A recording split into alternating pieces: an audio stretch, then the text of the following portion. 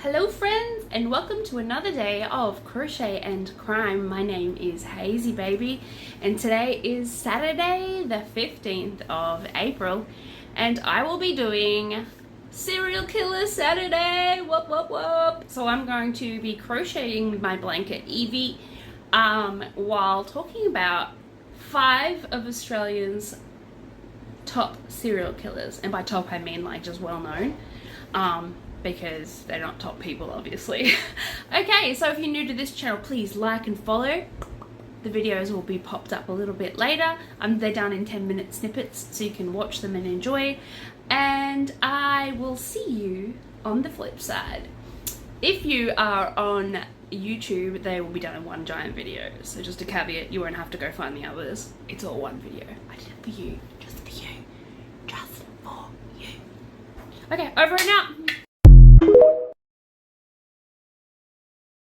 Okay, hello friends, and welcome to another day of Crochet and Crime. Like I said in the introduction, my name is Hazy Baby, and I'll be working on Evie, who has grown overnight. Look at her, she's so pretty. And if you are new to my channel, I crochet while talking about crime. Today being Saturday, I'm going to be having a chat about serial killers. Okay, so these are my 24 middles, which I have stuffed into this tube so I won't lose them. I'm going to be working on the next round of those while I talk to you about Australian serial killers. So I've got 5 serial killers for you this morning, and they are not in any kind of particular order, just in a particular order that I would like to talk about them. So I'm going to be talking about the Claremont serial killers. I'm going to be talking about Peter Dupin. I'm going to be talking about Kathleen Flobig, David and Catherine Burney, which are my Bonnie and Clyde couple, and William MacDonald. They're the 5 that I'm going to be talking about today. So let's get started with the very first one, the Claremont serial killings. So I think I'll start with just giving you a quick, brief overview of each of these killers so that you have an idea of what it is that we're going to be talking about, and then I will go into more detail about each one. So the Claremont killer is our first one today. It's believed that the Claremont serial killer murdered at least 3 people in Perth in the mid-90s, and all victims were last seen in a well-lit night spot in Perth's Claremont, basically. And then we got Peter Dupin. He was a serial sex offender before he turned into a murderer, and is serving life terms for the murder of 3 women in Melbourne. So we'll be having a little quick chat about him and his prime killing spree. Then we're talking about Kathleen Flobig, which is kind of one of the most disturbing serial killer cases, well, at least in my opinion. She was the mother who was found guilty in 2003 for murdering 3 of her own children. So, you know, ew. And then we've got my Bonnie and Clyde couple, who, well, the one I'm calling Bonnie and Clyde, David and Catherine Burney. And it was their union that led to the horrific series of rapes and murders. So when I say Bonnie and Clyde, I just mean there was 2 of them. That's all. Of 4 women and the attempted killing of a 5th victim. So yay to them. Next is William MacDonald. So he's regarded as Australia's first true serial killer, and he murdered 5 men in gruesome crimes that included post-mortem mutilation. So there are our 5 for this morning, and they're the 5 that I'm going to be having a wee little chat about. So let's get started. Okay, so the Claremont serial killings was the name given by the media to a case involving the disappearance of Australian women aged 18 and the killing of 2 others aged 23 and 27 in 1996 and 1997 here in Australia. So these women went missing after they attended a night spot in Claremont So it was a wealthy, like, western suburb of Perth in Western Australia. All three women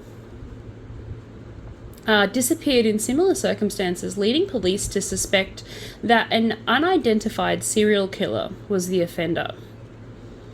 So interesting. The case was described as the state's biggest and longest running, as well as most expensive investigation. So in 2016, a suspect, Bradley Robert Edwards, was arrested. He was held on remand as his trial began in November of 2019 and ended on July 25th, 2020. After 7 months of hearings and evidence from more than 200 witnesses. On the 24th of September 2020, he was found guilty of the murders of Jane Rimmer, Carla Glennon, and not guilty of the murder of Sarah Spiders, who remains have not yet been located. So I think that might have been the reason why he was found not guilty, because they don't actually have her body yet.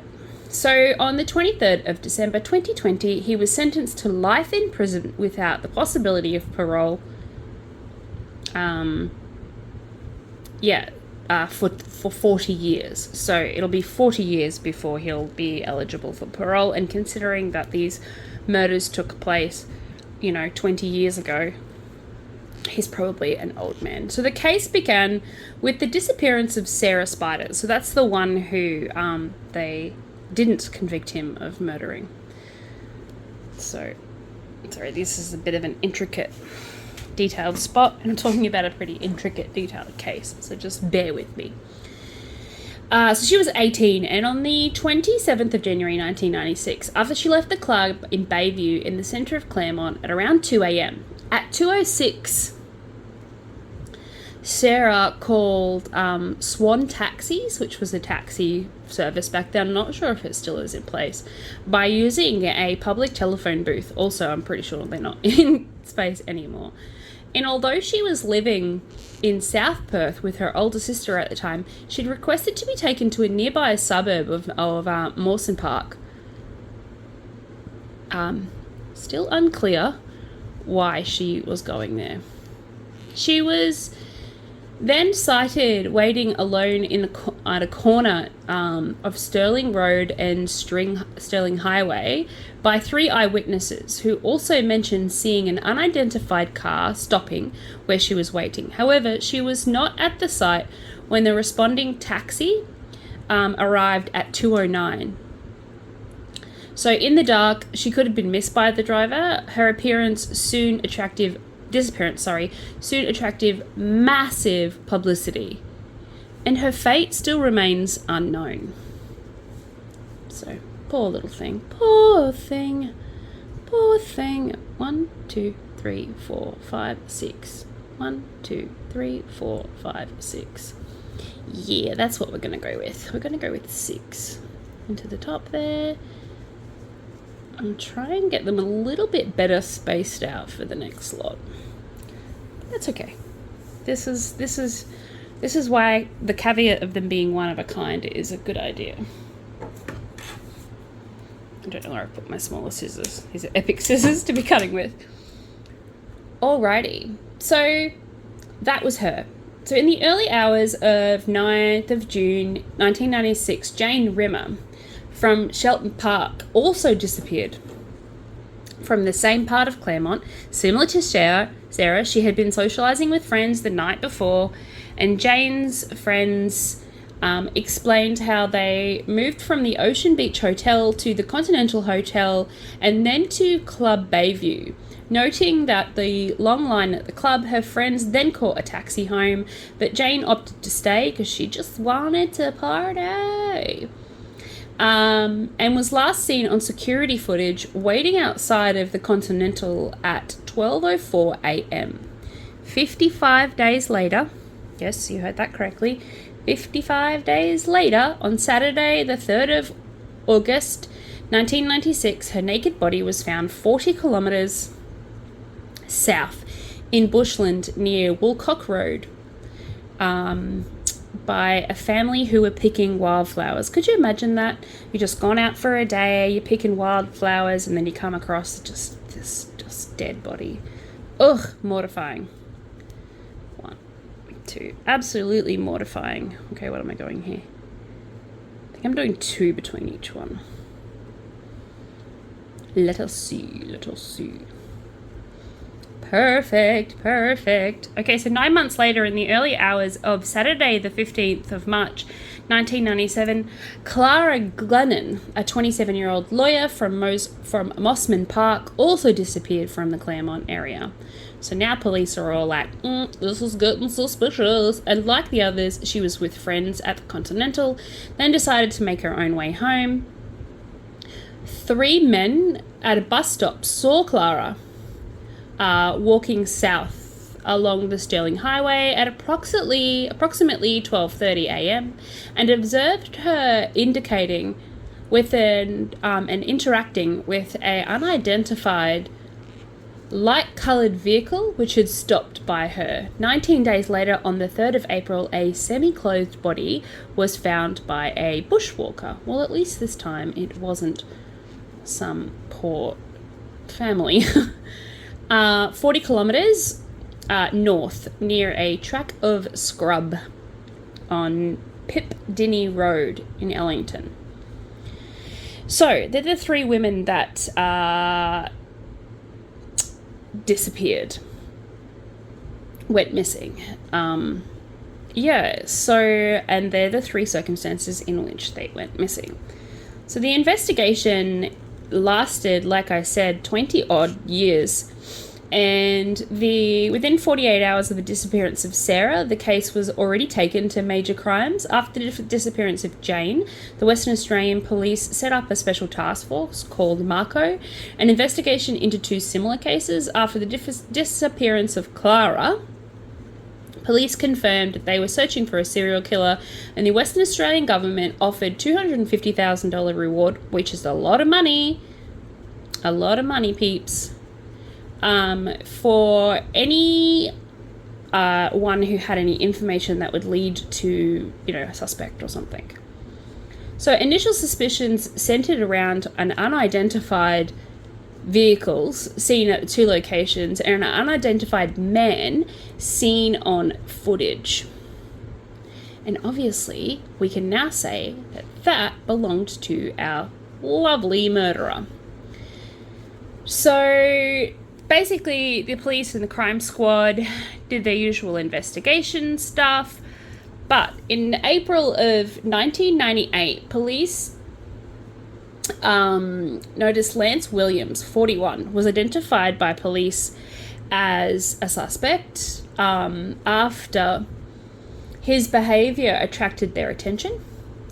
Driving around after midnight, circling Claremont areas up to 30 times during a decoy operation, suspected of a high level of surveillance and police pressure over several years, he continued to maintain his innocence.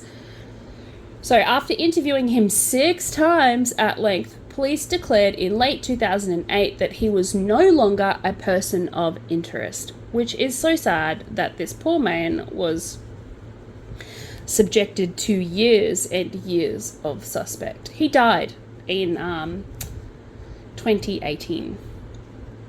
So it was reported that police also investigated Bradley Murdoch may have been involved, although Murdoch was serving a custodial sentence November 1995 until February 1997. And in October 2006, it was also announced that Mark Dixie was the prime suspect in the killings, and that Marco, which was the crime squad, remember, had requested,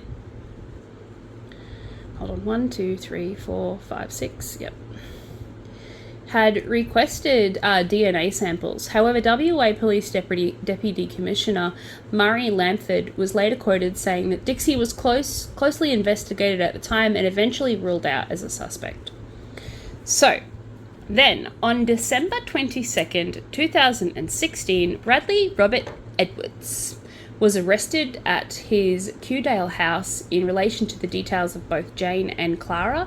And the very next day,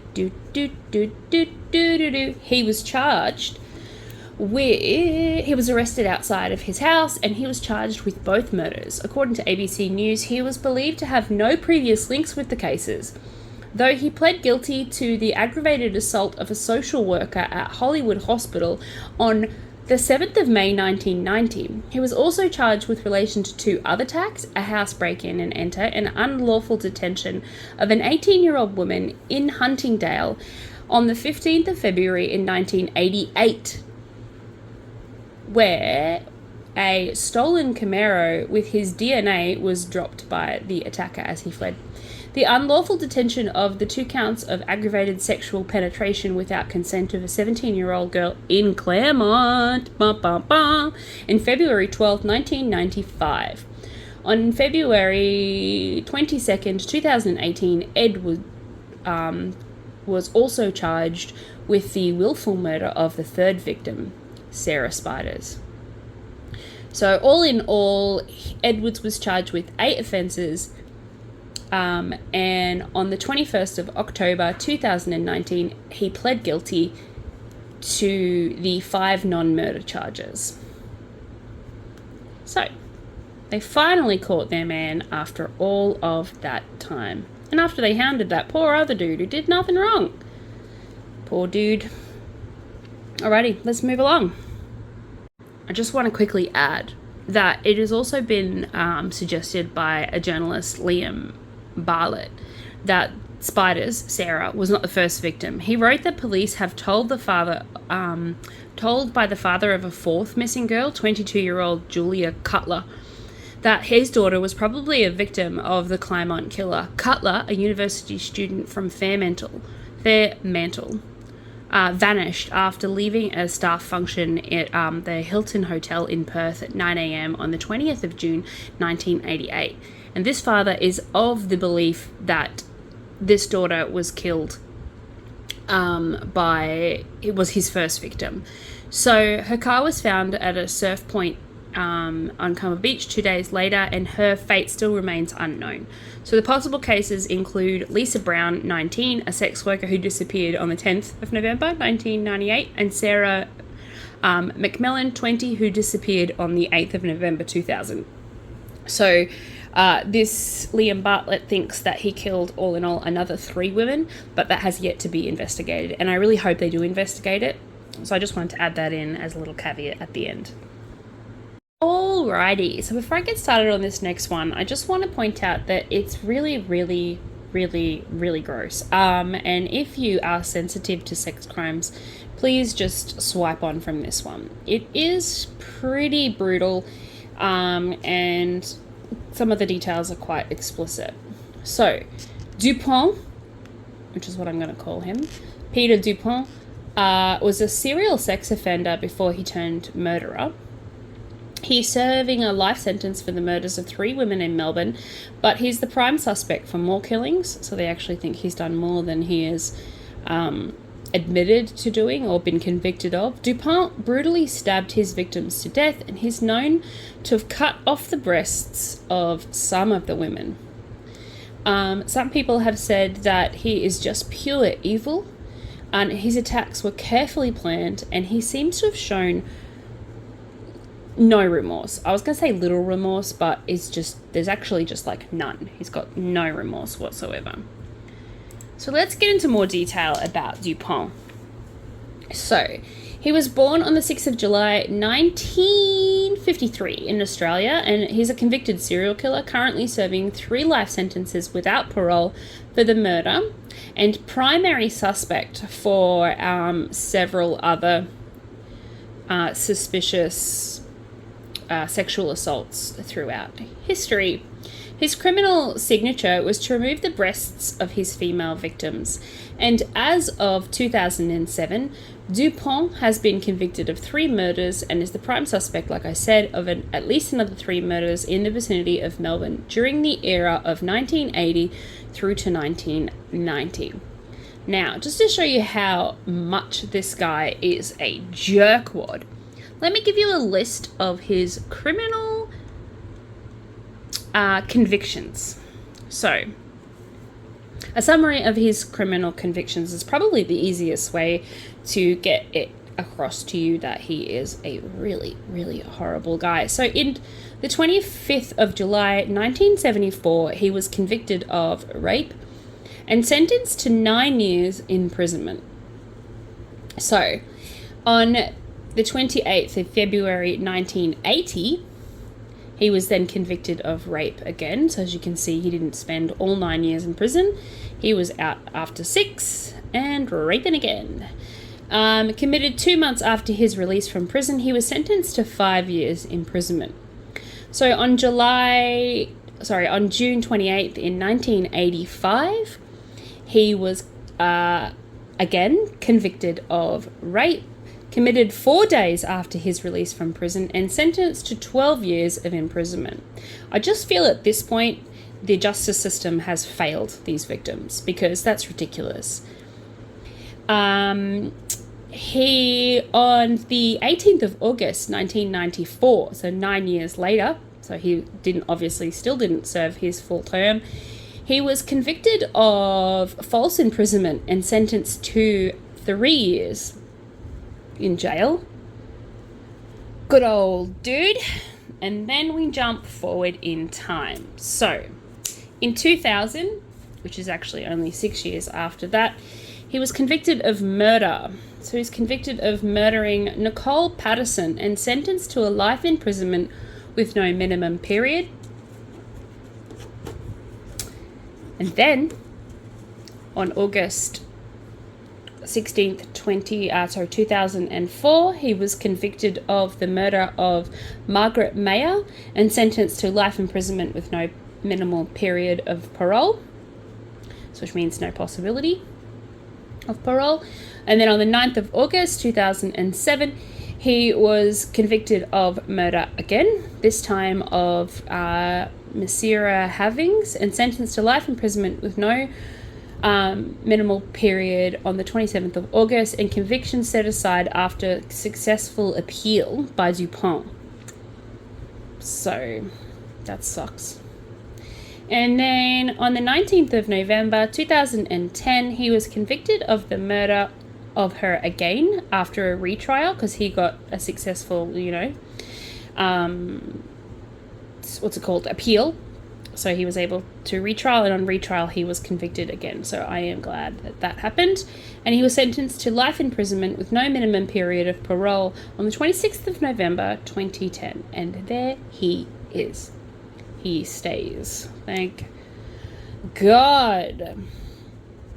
So, let's talk a little bit more about this horrific human being.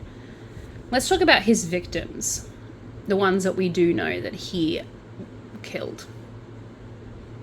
So, first of all, we'll talk about how he was arrested. So he was arrested, and police investigated a crime scene revealed that Patterson had at 9 a.m. appointment with a new client he named Malcolm, and noted in a personal diary alongside a mobile telephone number. However, that number was traced to an Indian student studying at La Trobe University named Harry, and police learned that Dupont had approached Harry with an offer of labouring work on the 22nd of April 1999, and police arrested Dupont at midday at the Excelsior Hotel in Thomastown and charged him with the murder of Patterson later that day. So that was in 1999. So let's learn about Nicole Patterson, his first victim, or at least the first person he was convicted of murdering, because we can't actually say with any kind of frickin' bravado whether or not he killed more people. So Nicole Amanda Patterson was a 28-year-old psychotherapist and youth counsellor employed by a youth group foundation and an organisation formed to assist young drug users. So how sad.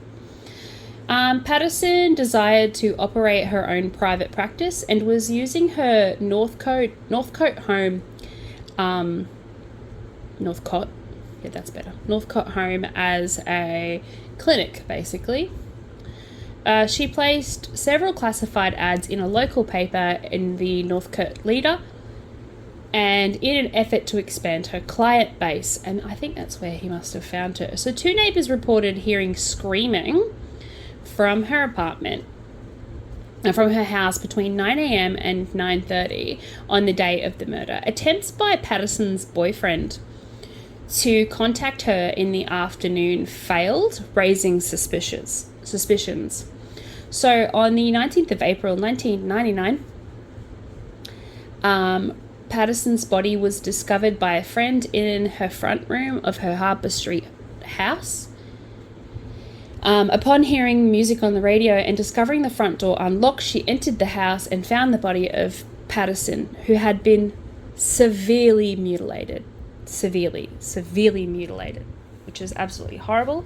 Patterson died from 27 stab wounds to her chest and back. Her body was discovered naked from the waist down, her skirt found in a nearby bedroom, and her underwear around her ankles.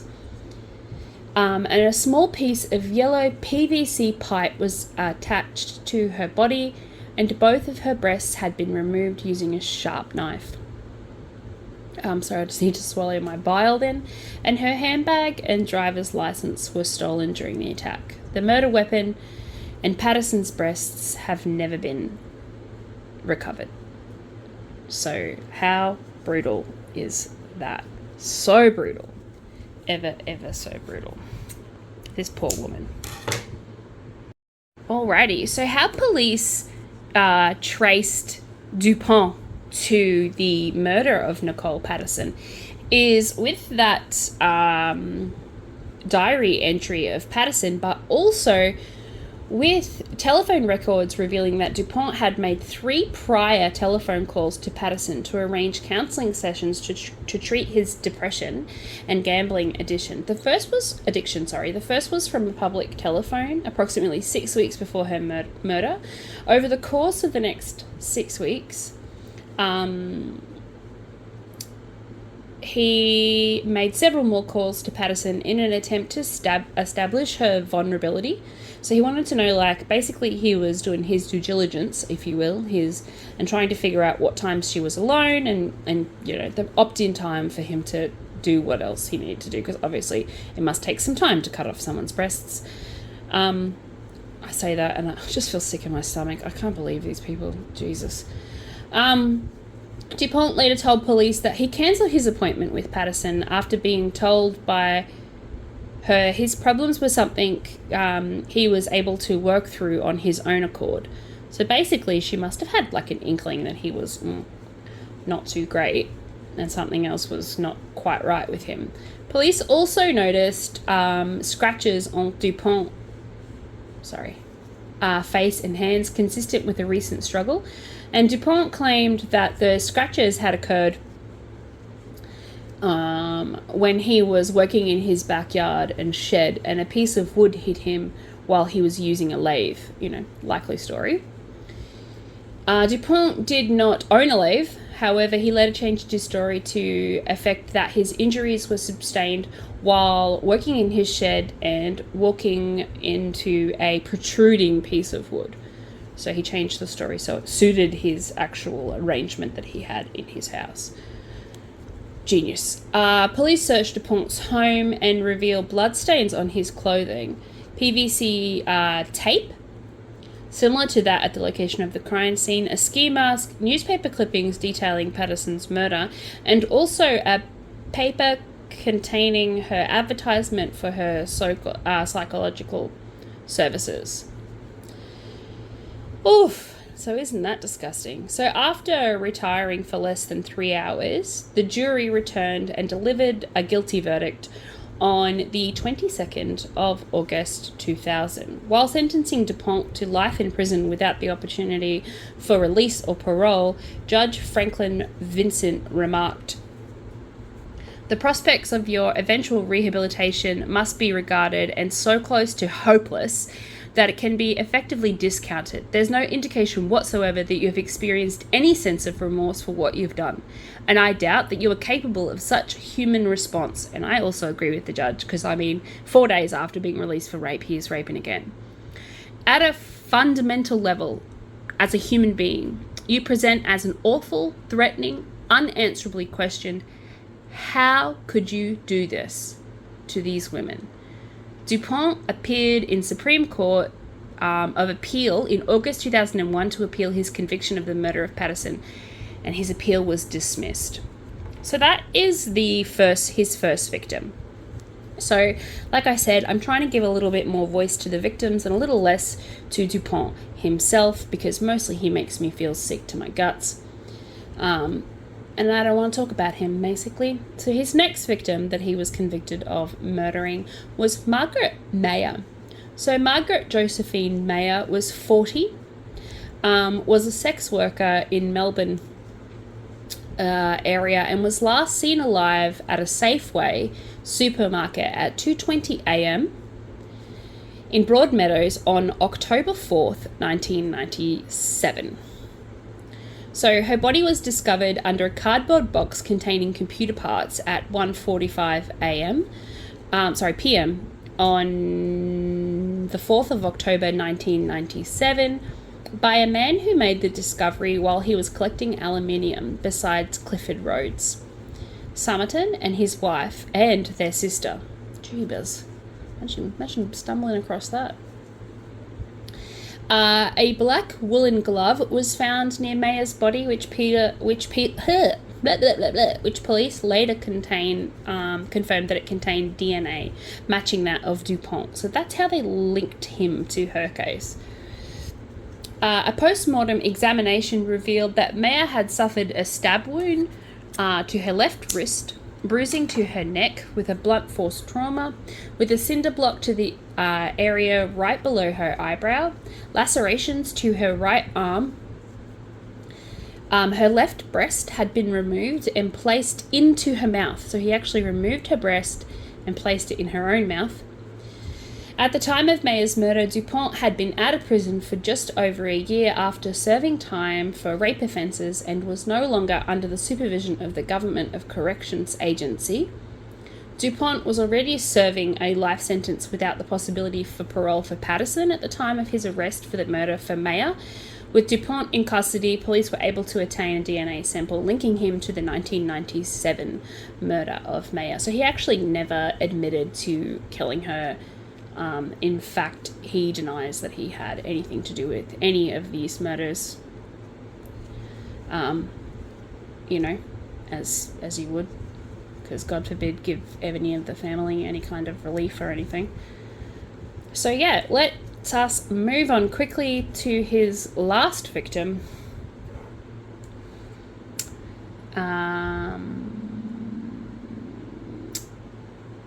Mersina. So Mersina Halavargas, I think is how you say her name. I am so sorry if I've butchered that name. It was not my intentions. I'm just dyslexic and not very good with names. So she was a 25-year-old Melbourne woman murdered in an attack on the 1st of November 1997 while visiting her grandmother's grave. Poor darling. At the Greek Orthodox section of the Fawkner Cemetery in Fawkner, the northern suburbs of Melbourne. The alarm was raised by her fiancé when she failed to meet with him after the day as the couple had planned. Her body was discovered at 4:35 a.m. on the 5th of November 1997 by her fiancé in an empty plot 3 graves from her grandmother, where her grandmother was buried. Havings herself was later buried in the Memorial Park in Melbourne.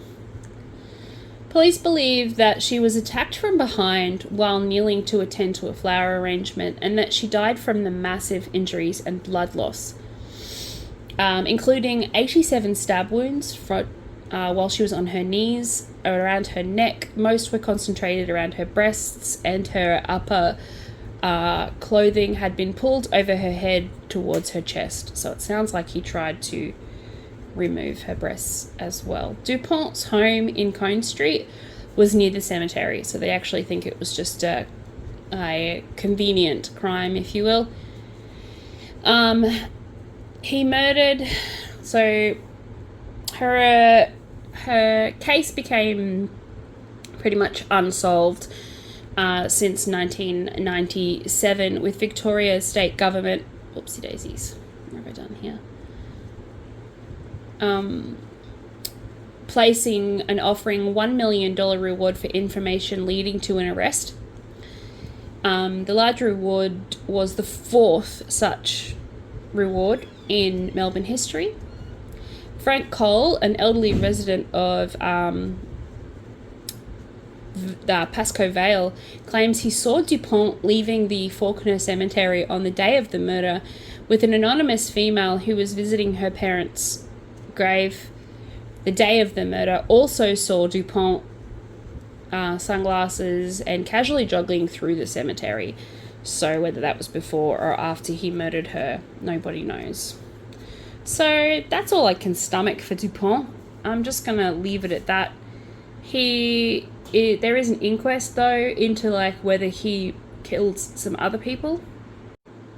And that inquest is into the death of several other people, and they have been trying to connect him to Helen McMahon, who was a 47-year-old woman found beaten to death on Rye Beach on the 13th of February 1985. She was sunbathing topless on the beach. When she was attacked, her body was discovered naked and covered in a beach towel. The location of the murder was nearby the location where Dupont had earlier raped a 21-year-old woman at the beach, for which he was convicted and served a term of imprisonment. It was originally thought that Dupont was in prison at the time of McMillan's murder and was not released until 2 weeks later. However, investigators learned that Dupont was on a pre-release leave from prison and living in Rye, in the same area in which McMillan was killed. So police believe McMillan may have been Dupont's first murder victim, although her murder officially remains unsolved. So they don't have any things to link him to the case. And I hope they do find it. The next one is Renita Brunton, and Dupont was a suspect of murdering the 31-year-old in her kitchen of a secondhand clothing store in a mall on Salisbury in Victoria on the 5th of November 1993. Investigators found that she'd been stabbed over 106 times, so it does sort of fit with the cases of all of the others. So hopefully, again, I hope they are able to link these murders to him, just to give their families some sort of, reprieve of the disgustingness of these cases. And then Kayleen Downs was the last one. Dupont is a suspect for the murder of a 95-year-old Downs in Brunswick Lodge nursing home in Brunswick, where she was stabbed to death at 6:30 a.m. on December 31st, 1997, a month after Havig's murder. Police investigation reveals that Dupont had telephoned to the nursing home sometime before the murder, and Dupont was charged for Dowling's murder in February of 2018. So I don't actually know if he has been convicted of that or when that is going to trial, but it sounds like they are trying to link that case, and they have more chances of linking that case to that murder. So, like I said, let's move on from this Dupont guy now, because I feel officially sick in the guts.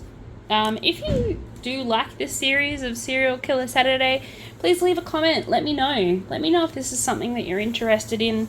Let me know if you want to hear more about these disgusting people, and I will try and do some more research. I mean, it's what I love to do. I love to do research. It's great. Alrighty, moving on to Kathleen Flobig. So Kathleen Flobig is probably one of the most disturbing cases, just in the sense that she's a serial killer of her own children. So she was found guilty in 2003 of murdering 3 of her children. She killed Patrick when he was 8 months old, and Sarah when she was 10 months old, Laura when she was 19 months old. So, and there have been no obvious causes of death. It's initially believed that the children had died of something called sudden infant death syndrome, also known as SIDS, or cot death. It's where children just, they can't actually figure out why they died and they just stop breathing. It does happen. However, Flobig was convicted of manslaughter for her child, Caleb, who died when he was only 19 days old. And I think that might have been where the court was like, hold on, something fishy's happening here. And she reappeared in court with her husband in 2019 after she appealed her conviction, because her conviction was based on, because they didn't have any evidence of how the children died, her conviction was based on some diary entries that she sort of detailed her knowledge or the killing of her children in this sort of ambiguous and sort of a little bit weird way. How pretty are these? They're so pretty. I'm so impressed. Alrighty. Just keep going. I mean, look, the jar is like super full. Alrighty, we still gotta go. So Kathleen Flobig. So Kathleen Megan Flobig was born on the 14th of June 1967, and she's an Australian woman who was convicted of murdering 3 infant children: Patrick Allen, age 8 months, like I said, and Sarah Kathleen, age 10 months, Laura Elizabeth, age 19 months, and she was also convicted of the manslaughter of her fourth child, Caleb Gibson, at age 19 days. The deaths took place between 1987 and 1999. Her husband contacted the police after he discovered her personal diary, where Flobig is presently in prison and sentenced to 40 years with a parole period of 25 years. So she was actually eligible for parole, or will be, in 2028. So Flobig still maintains her innocence, and I'm very suspicious of this. So scientific and medical research suggests that her daughters may have died from natural causes. Was rejected by the judicial system in 2019. So a bunch of scientists got together and contested that the daughters may have had a genetic condition which caused them to just suddenly stop breathing. But that didn't explain the death of her sons. So I feel like, yeah. Anyway, so a research paper was published in 2020 by scientists and medical professionals who were stating that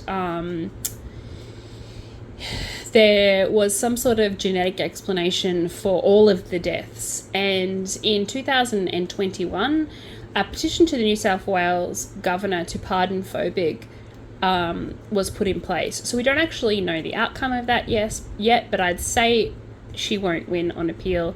It is too coincidental that both of her sets of children, both boys and girls, would have some sort of genetic disorder. One sort of genetic disorder for the girls and another sort of genetic disorder for the boys. So I just feel like either she's the most unlucky person in the world, genetically speaking, or she did something to her children. And I'm going to go with she did something to her children. So here are the deaths, or the details of the deaths of her children. So we'll go into them and you can make up your own mind about what you believe. So Caleb Gibson Flobig was born on the 1st of February 1989. He was known to breathe noisily and was diagnosed by a pediatrician to be suffering from a mild case of the word is way too difficult for someone with dyslexia to pronounce, so we'll just call it, it's kind of like laryngitis, something that he would eventually outgrow. He was otherwise born healthy. So on February 20th, Flobig put Caleb to sleep in the room adjoining the bedroom that she shared with her husband. During the night, Caleb stirred from midnight till about 2 a.m.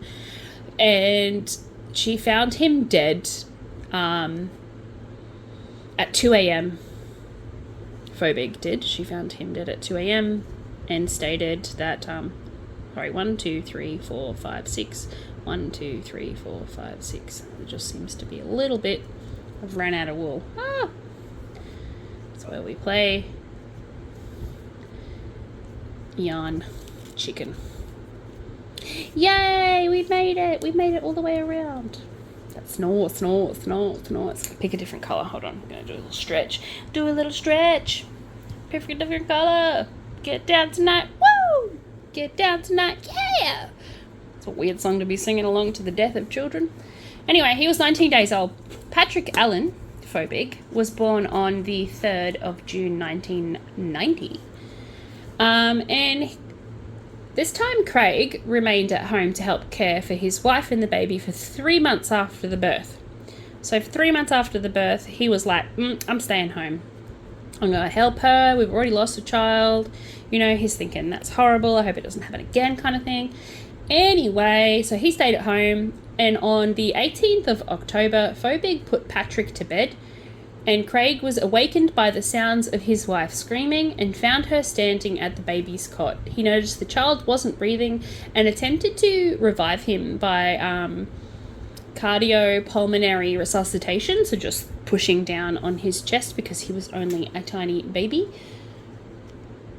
And Craig was unable to resuscitate his child. He called an ambulance and Patrick was taken to hospital. And he would later be diagnosed, he was able to be revived, and he would later be diagnosed with suffering from epilepsy and corneal blindness, which happens from suffocation from the apparent life-threatening event, and would remain unexplained. He died 4 months later due to seizures. But what caused those seizures is my question. On the 18th of February 1999, Phobig telephoned her husband at work to report that Patrick's death, saying it happened again. I mean, Jesus, who would be suspicious of that? I would be. So Sarah Kathleen was the next child to die. Following their second loss, the couple moved to Thornton in New South Wales. It's a suburb near Maitland, basically. And Sarah Kathleen Phobig was born on the 14th of October 1992, and she died on the 29th of August 1993. She was 10 months old. And then lastly, Laura Elizabeth, who in 1996, the couple moved to Singleton. And on the 9th of August 1997, Laura Elizabeth Phobig was born. And on the 27th of February 1999, Laura died at the age of 18 months. So she lived the longest out of all of the children, but she still died, which is like I said, super sad. I just want to point out that at the trial, which lasted 7 weeks, the prosecution alleged that Phobig murdered her 4 children by something during her periods of frustration. They were able to release some of her diary entries, which is the reason why her husband contacted the police to start with, to say that he suspected that his wife was murdering their children. Where she said that her last child, the one who lived to be 18 months, was a quiet child and it saved her from the fate of her siblings. So, yeah, I would also ring the police and, dob in my partner if I read that as well, because I don't care what anyone says. There's no way that you could put that any other way than what it was. But I like what the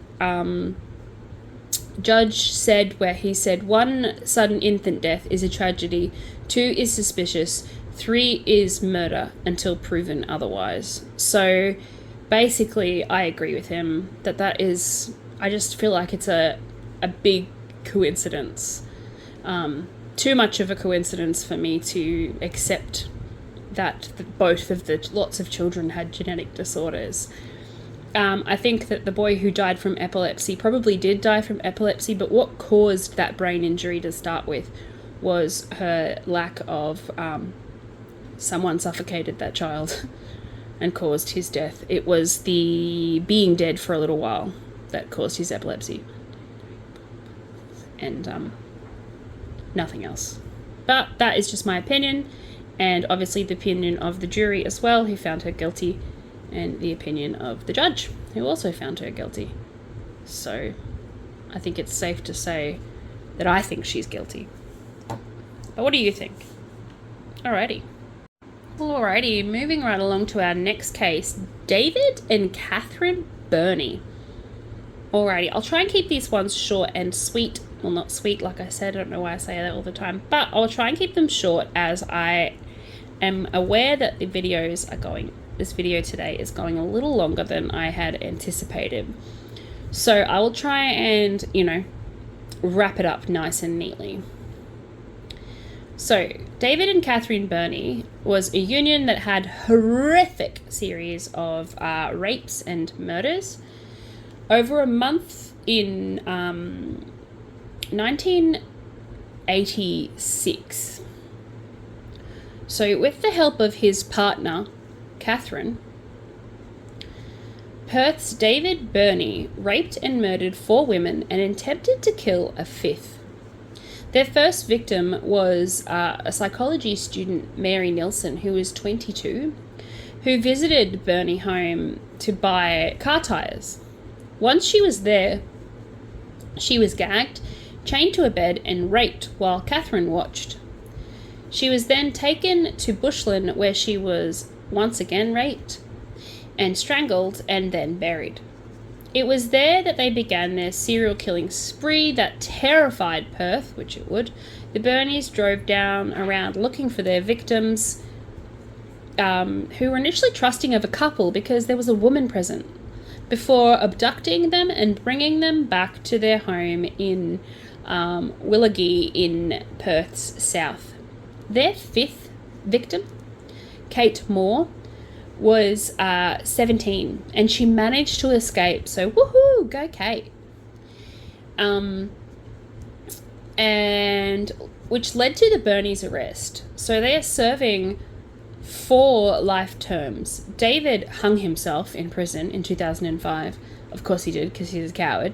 And Catherine remains in prison, and she will never be released. So that's what I want to say about them. But I do want to tell you about their victims. So let's talk a little bit about them. All right, just a little tiny bit, just so you can get like a little bit of, background on them. So David John Burney was the oldest of 5 children. He grew up in Water Grove in Western Australia, in the semi-rural suburb of Perth. His school friends and acquaintances of the church remember him having a dysfunctional and there was a subject of frequent rumours of alcoholism, promiscuity, and incest amongst his family. So he was born in 1951, and he was aged 54 when he killed himself in prison. His spouses was Carrie Burney from 1972 to 1982, and Catherine Burney from 1985 till 2005 when he, necked himself. Catherine Burney, however, is 71, and she currently is still in prison. She had a spouse previous to Burney, a Donald McLean, and she was married to him from 1971 to 1985. He died in 1999, and then, divorced him in 1999, and then she married David Burney. She had 7 children, one who is deceased and is now criminally serving 4 life imprisonment. 4 life sentences. So over a period of 5 weeks, the Burneys abducted 5 women aged between 15, yes, you heard that correctly, 15, and 31. All of the victims escaped. All of the victims except one escaped. I wished all the victims were escaped. Were raped. and murdered. The sole exception was their final victim, who escaped the day after her abduction, which led police to the Burney house and thus ending their crime spree. Thank goodness for that. So Mary Nelson was there first, and she was 22-year-old Mary Nelson, and she was studying psychology at the University of Western Australia and was working part-time as a delicatessen when she met David Burney at the spare parts yard where he worked. And she was after some tyres. David offered to sell her some cheap tyres for her car and subsequently gave her his phone number. On the 6th of October 1986, she went to the Burney's house where she was gagged, chained to a bed, and raped by David, while Catherine observed. She was taken to Glendale, which is near the Albany Highway in Bedford, where she... Whoopsie daisies. I was too busy paying attention to the story. Look what I've done.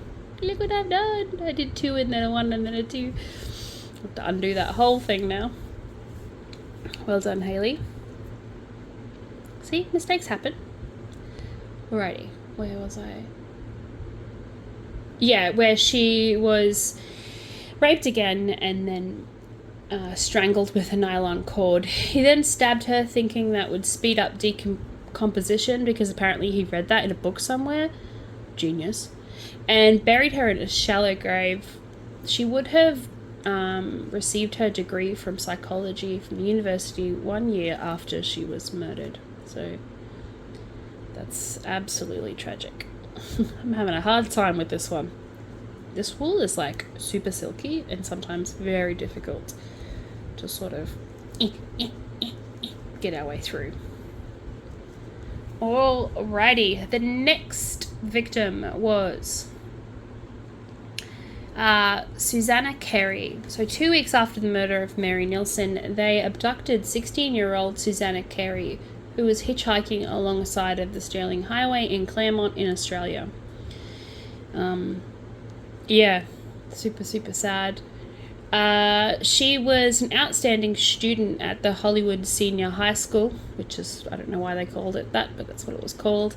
And she lived at home with her parents and siblings in Nedlands in Australia. Her father is the one of the top orthopedic surgeons in Western Australia. And after she went missing, the Burneys forced her to send letters to her family to ensure them that she was all right, but the family feared for her safety. The Burneys had been cruising for hours looking for victims before she was taken back to their house where she was gagged. So they picked her all up along the highway. She was chained to the bed and raped. After Burney...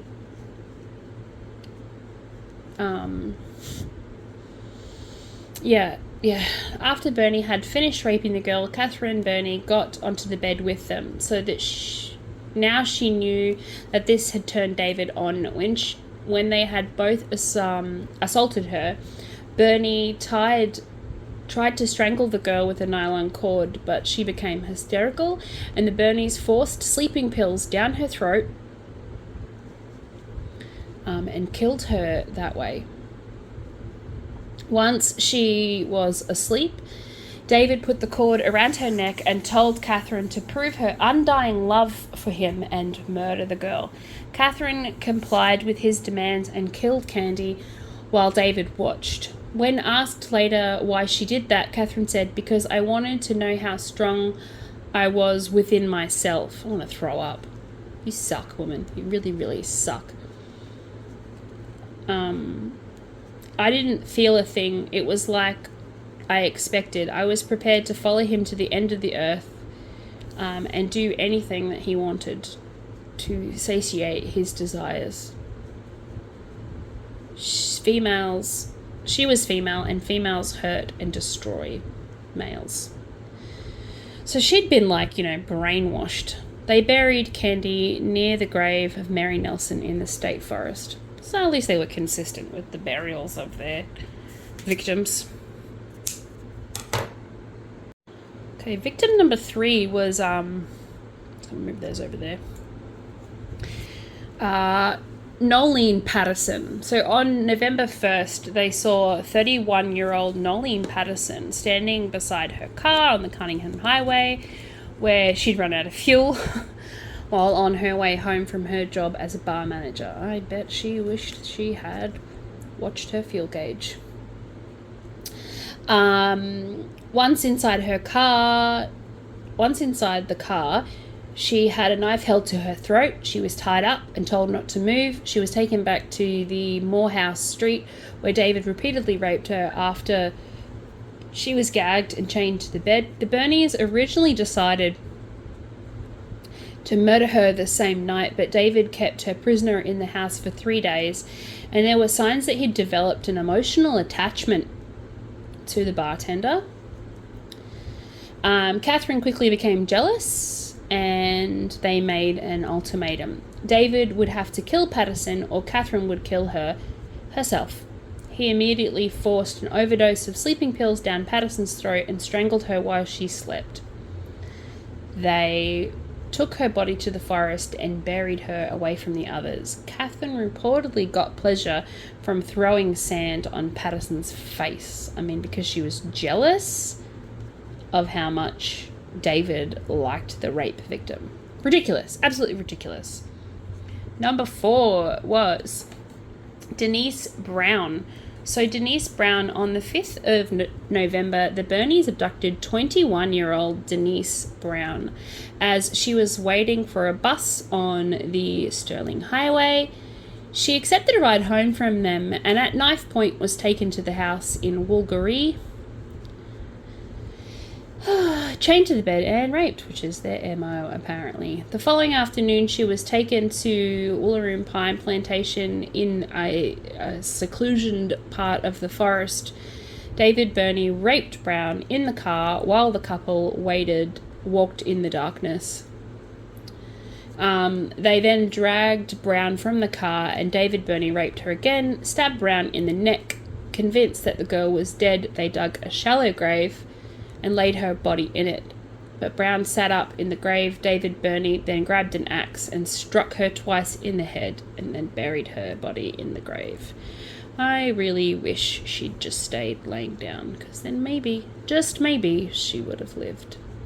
Ugh, poor woman. Oops, we've done it again. This is what happens when you don't pay attention. Pay attention, Haley. Yes, I will. Alrighty, and our very last one is Kate Moore. So she was the one who escaped, and I'm so glad that she did. So yeah, 17-year-old Kate Moore was abducted at knife point after accepting a ride from the Bernies. So that seems to be their MO. They abduct people by knife point after they accept rides from a seemingly charming couple. Moore later stated that she asked them if they intended to kill or rape her and was informed, "We only rape you if you're good." She was forced to dance for them and slept in the couple's bed while they handcuffed her to David. Moore was then their final abductee and their only victim to survive. After abducting her, David held a knife to her throat and forced her to ring her mother. Moore assured her mother that she'd had too much to drink and was staying at a friend's house, hoping her mother would realize it was a ruse and call a friend, knowing that she was not a drinker. She escaped the day after her capture, after David went to work. Catherine went to the door to carry out a drug deal and forgot to chain Moore. Oops, I was about to do the same stitch again. Yeah, so she forgot to chain her to the bed. So while she was distracted, she escaped through climbing out a closed window by breaking its lock. However, she hit her head on the concrete and knocked herself unconscious. Almost unconscious, sorry. And after knocking on various neighbors' doors, she jumped a gate and was attacked by David's dog. She managed to flee and ran into a vacuum cleaner shop on the 10th of November, 1986. She later described herself as hysterical. She's like, "I'm barefoot Wearing black leggings, a black singlet, no knickers, she informed the shop owner that she had been raped, and when the police arrived, she said she'd been abducted at knife point by a couple who had taken her back to their house and raped her. The police were initially skeptical by her story, but the 22-year-old constable, Laura Hancock, believed her from the onset, due to the amount of details that she was able to provide. Thank God. Poor woman. Imagine not being believed by some. I mean, it does sound super outrageous, but still, every victim should be believed until, proven otherwise. Anyway, so Moore stated that they'd watched the Rocky Horror Picture Show on VHS and described a drawing that she'd concealed in the house as proof of her presence.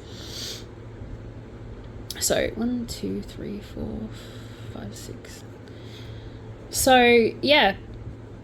Anyway, long story short, they were able to convict this couple for the initial kidnapping and rape of the fifth victim. I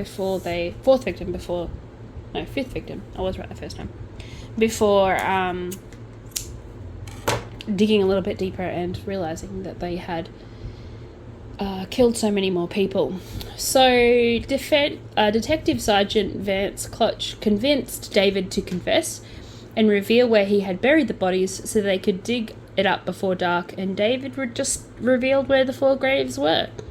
And then when he was in prison, he necked himself. So there's other possible victims. They suspect that the Bernies also were responsible for the disappearance of Cheryl Renwick in May 1986, Barbara Weston in June 1986, and it's been suspected that David was possibly responsible for the disappearance of Lisa Marie Mott in 1980. However, the first wife accounted for his whereabouts on the day that Mott disappeared. So, yeah, who knows? But if he was going to say that he killed the other 4, why wouldn't he say that he killed these ones as well? So, kind of seems like if he'd gone to the point where if he was going to go to prison, he was going to go for a long time. Okay, almost made it. Halfway through, I think. Alrighty.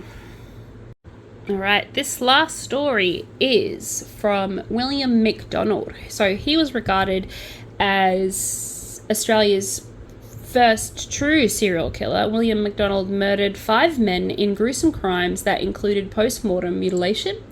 Apart from his first victim, who MacDonald killed in a flat in Brisbane, MacDonald's murders took place in Sydney in the early 60s. He lured his victims to dark spots in public places, then stabbed them multiple times before cutting off their junk, so cutting off their genitals. At the time of his death in jail in 2005, he was aged 90, and he was also the longest serving convicted serial killer and prisoner in custody. So his name was William MacDonald. So that is absolutely petrifying. So let's talk about William. So William MacDonald, who was born the 17th of June 1924, was actually originally from England. So he was born in England and then he moved to Australia, and he was responsible for the deaths of 5 people between 1961 and 1962. So he was born in Liverpool in England, but he moved to Australia and lived in Melbourne. So let's talk about his first victim. His first victim, where the murders began, was in Brisbane in 1961. So he befriended a 63-year-old man named Amos Hugh Hurst outside of Roma Street railway station after a long drinking session at one of the local pubs. They went back to Hurst's apartment where they consumed more alcohol. When Hurst became intoxicated, MacDonald began to strangle him. So he didn't say why, he just did. Hurst was so intoxicated that he did not realize what was happening until he eventually began to hemorrhage. So blood began pouring from his mouth and on MacDonald's hands. MacDonald then punched Hurst in the face and killed him. MacDonald then placed Hurst into his bed, took his trousers and shoes and pulled sheets up over the top of Hurst's head and tucked in the sheets around him. MacDonald then waited there while he then turned off the lights and left the apartment. 5 days later, Hurst's name was in the newspaper's obituary column. It said that he'd died accidentally. MacDonald was surprised that he'd had been in terror of the police arresting him for murder, that even though no one had seen him in Hurst's room. So he was like absolutely petrified that he was going to get caught for this murder, but he didn't. He must have admitted to it later on, but yeah, he didn't. His second victim was on the 4th of June 1961, and police were summoned to a Sydney domain baths where a man's nude corpse had been found, savagely stabbed over 30 times and with his genitalia completely severed from his body. So Alfred Reginald Greenfield became the second victim claimed by the killer, soon to be dubbed the Mutilator. Greenfield, 41, had been sitting on a park bench in Green Park, just across the road from St. Vincent's Hospital in Darlinghurst. MacDonald offered Greenfield a drink and lured him to the nearby Domain Baths on the pretext of providing more alcohol. MacDonald waited until Green fell asleep, then removed his knife from under a sheath and stabbed him approximately 30 times before, ferociously attacking his neck. MacDonald then pulled down Greenfield's trousers and underwear and severed his genitalia and put them in a plastic bag and threw them into Sydney Harbour. So he obviously had some mental health problems, clearly. The third victim, similar to that of the second, Ernest William Cobbin, was 37, possibly 36, but I don't really know. He was stabbed repeatedly and mutilated. His body was found in a public toilet in Moore Park. So on this night, MacDonald was walking down South Darling Street when he met Colburn. MacDonald lured his victim to Moore Park, drank beer with him in a public toilet just before the attack. MacDonald put on a plastic raincoat and he was sitting in the toilet when MacDonald, using an uppercut motion, struck Coblin in the neck with a knife, severing his jugular vein and causing him to bleed out immediately. It spattered all over his plastic raincoat, he recalled, and he tried to defend himself, the victim, by raising his arms, but MacDonald continued to stab him multiple times, covering the toilet cubicle with blood.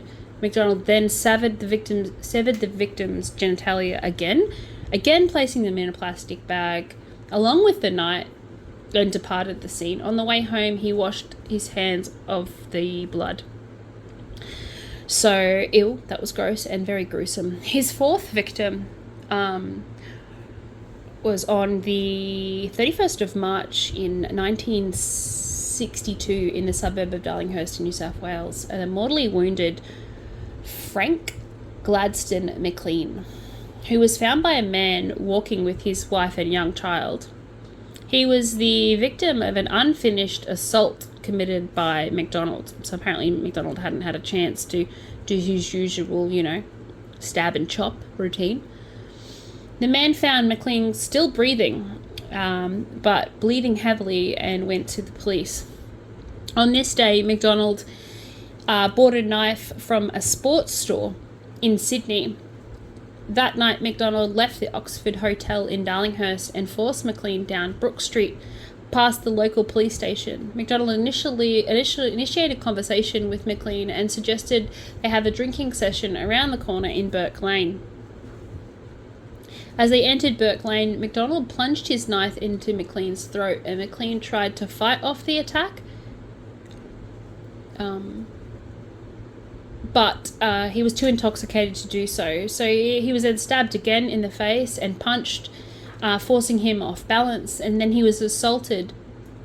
But the assault was interrupted by the young family who was approaching, and MacDonald hid himself on hearing the voices and the sounds of the baby cry. Once the man and his family had left, MacDonald returned to the barely alive McLean, pulled him further into the lane and stabbed him again. So they didn't even help this poor guy.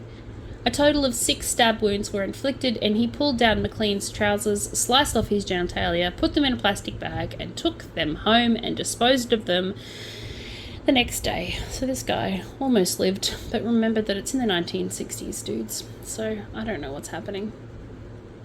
I don't know why people don't intervene, but they didn't.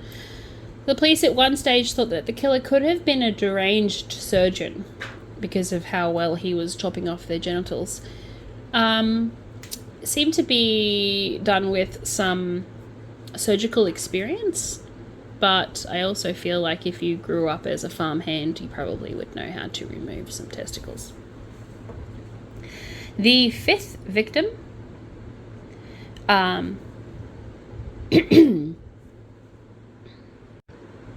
after being dismissed from his job at a local post office,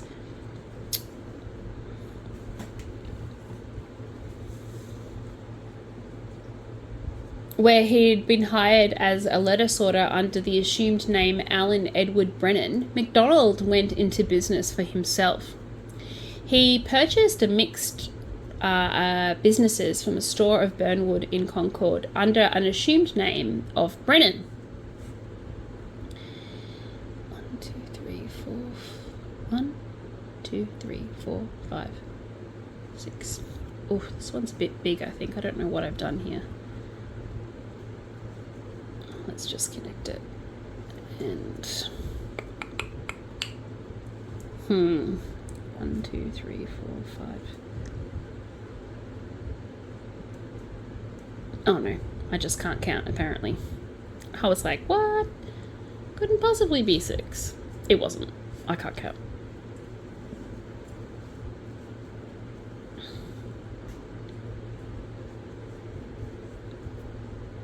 Oh, we're just gonna have to go in here because it's a little bit less than I had.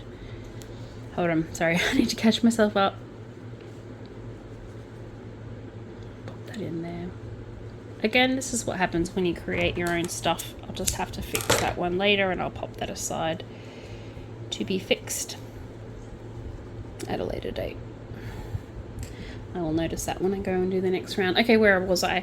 All right, so he sold small goods. He was intending on selling sandwiches and stuff and small goods. And he was actually living in the store. He lived there for about a week.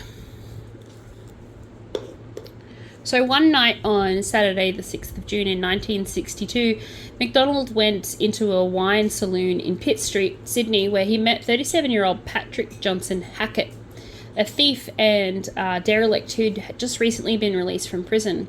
They went back to MacDonald's new residence, that was the shop that he owned, where they continued to drink alcohol. After a short period, Hackett fell asleep on the floor, and MacDonald then got the boning knife that he used for his dissections, and he stabbed Hackett in the neck, which apparently the blow went straight through his neck, like literally, just straight through. Oof. Poor dude. Yeah, so Hackett then woke up and tried to shield himself, like a normal person would. He stabbed Hackett in the neck repeatedly. He then cut his hand. He then severed some of, other bits of his body. This poor dude. Anyway, so eventually he got him in the heart, which killed him instantly after that. So he continued to stab him, apparently, feeling like he hadn't done the job sufficiently enough. He continued to stab him until he stopped breathing. So, and there was blood everywhere. It was all over the floors, all over the walls. Okay, so his knife he stabbed him so many times that his knife had become blunted. So if you've ever worked with a boning knife, that's actually quite difficult to do. So MacDonald was unable to sever his victim's genitalia and fell asleep. When he awoke the following morning, he found himself lying next to the victim's body, covered in sticky, dried blood, and pools of blood had soaked through the floorboards, and was on the counter downstairs. He cleaned himself and went to the hospital to have his wound on his hand stitched because apparently he cut himself during, his little stabby frenzy. He told the doctor that he cut himself in his shop after cleaning up the blood. McDonald dragged Hackett's corpse underneath the shop, believing that the police would soon come looking for his victims, and he fled to Brisbane. 3 weeks later, neighbours noticed the putrid smell coming from the shop and called the health department, who in turn called the police on the 20th of November in 1962. Police discovered the rotting corpse of his fifth victim, which was too badly decomposed to be identified. An autopsy determined that the body was someone in their 40s, which the records for the missing shop owner, Brennan, McDonald's alias. So they actually thought it was Brennan and not another victim. So in late July, the police had still no connection between the case and the three previous mutilating killings. I think probably because he didn't get a chance to mutilate this body. And they didn't realise that they had a prolific serial killer operating in Sydney's inner suburbs, which was, miles from where they found this body. So they didn't make that connection, which, you wouldn't anticipate them making that connection. So eventually, obviously, they did make the connection and he was captured. So the police obtained a picture of McDonald, which was circulating with every newspaper of the nation. McDonald had taken a job at the Melbourne Railways, being hired as David Allen.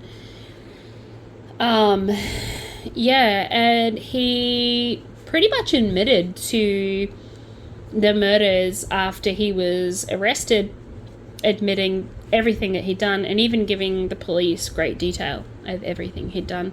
So he was imprisoned in Long Bay Hospital, a division of Long Bay Correctional Centre. He was soon certified as insane and transferred to a secure mental hospital within the prison system. I mean, come on, it doesn't take a doctor to realise that you'd have to be pretty insane if you're killing people and chopping off their genitalia, thinking that everyone is out to get you. So, yeah. But he lived for a very long time and he died at the age of 90 from a gastrointestinal blockage. So he got to die of old age. Yeah, and that is it. That is all I have for you guys today, and I know this was a long video, so I appreciate your patronage. Let me know if you would like to know any more about these cases. Otherwise, I will see you next Saturday for another five serial killers here in Australia. I thank you very much, and I hope that you guys like my content. Please like and subscribe, and I will see you tomorrow. Have a wonderful day.